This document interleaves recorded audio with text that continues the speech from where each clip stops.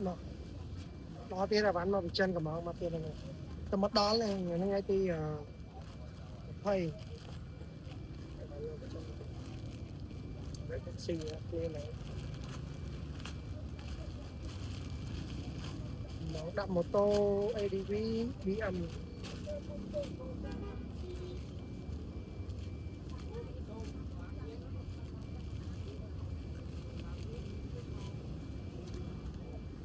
logo thôi bật lên mô tô ADV có 3 mô tô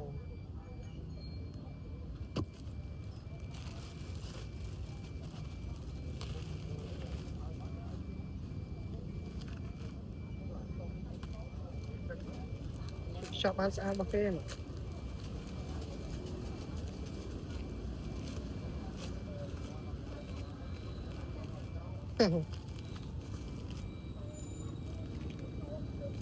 sai mô tô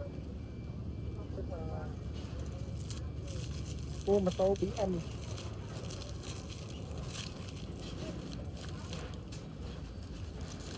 nha tôi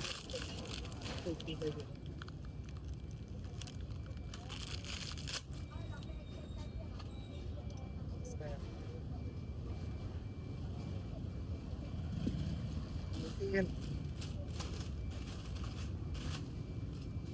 chứ nó đậm một tô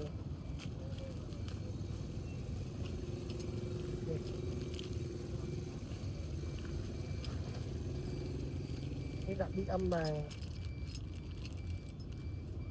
trên cả làng viên này chắc video nó nhiều phần này